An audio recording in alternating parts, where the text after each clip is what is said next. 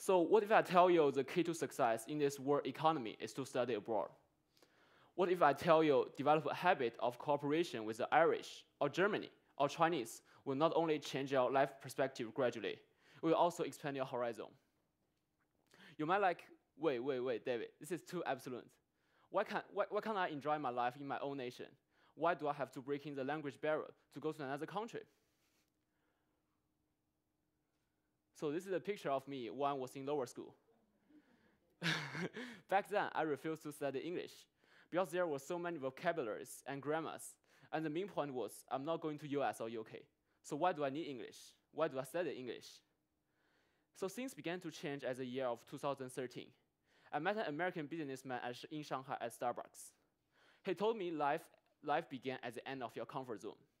He encouraged me to experience a world that beyond my borders. So after researching different countries like US and UK, eventually I decided to come to US because US was composed of a group of immigrants. So there's a word called Chimeric. So you take the word China, the first part of China, and the end of America, you put together. That's a word defined by a professor at Harvard University to symbolize the closer and closer relationship between China and America. And in fact, when I come to America, I do feel this connect relationship in sports. So the first sports I did in America was cross the country. One thing you might not know is, so in China, the long distance running for a high school man is 0.6 miles. However, across the country is 3.2 miles.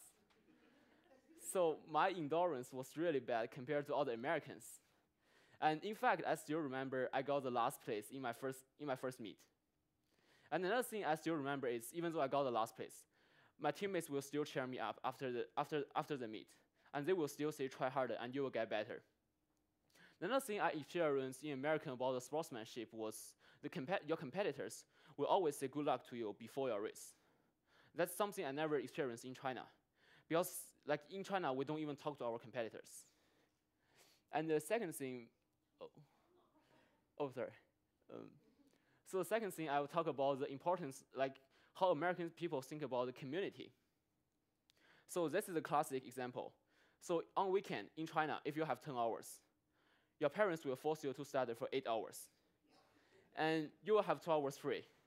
And during free time, most of the Chinese students, they will either play in video games or they will hang out with their best friends.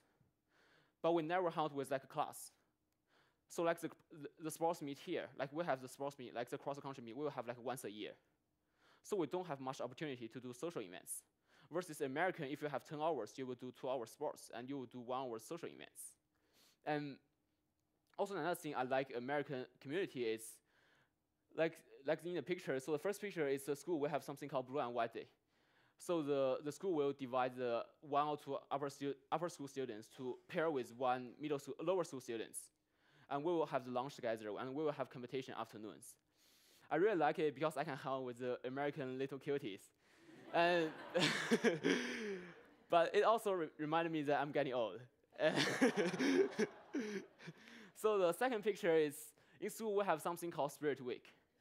So this is a day of pajama day. So like we will take pictures of like we were in pajamas.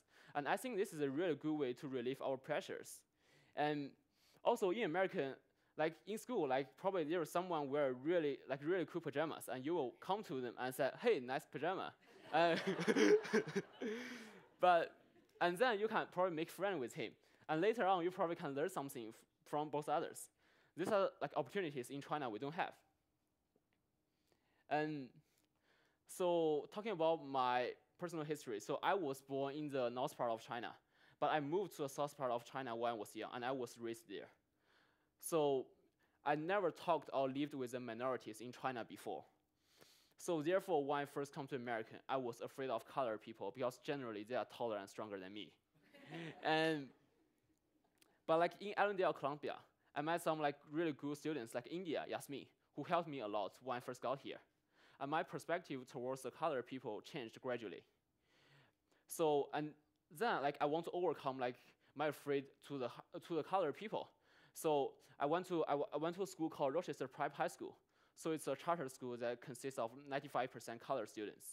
And what I did was I was a math tutor there. I was helping them pass the Algebra 2 region exams. And through a month of tutoring, I become much more confident and comfortable when talking with colored peoples. And another thing I learned from the volunteer service is, like, I can tell from like their appreciation to me. And this eventually spurred me to continue doing community service like this year. And second picture is me at the Ronald McDonald House. So it's a house mainly for the cancer students.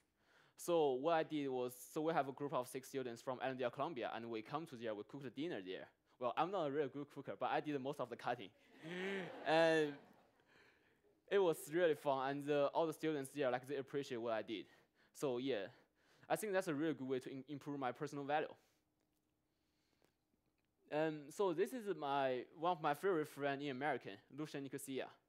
So I like him is because when I first come to America, he was a person who introduced me to the cross-country team. He was a person who introduced me to all the teachers, who helped me make friends. And his leadership is, I feel, it's from like upperclassmen to underclassmen to the new students, even though I'm from like other part of the world.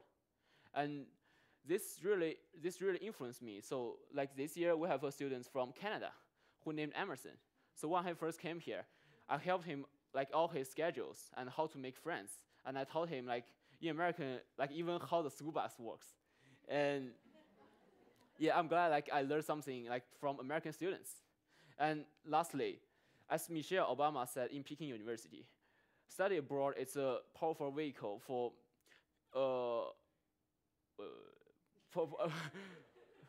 powerful vehicle for exchange people as we move into a new era of citizen diplomacy.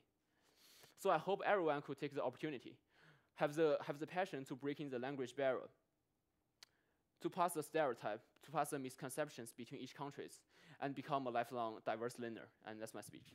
Thank you.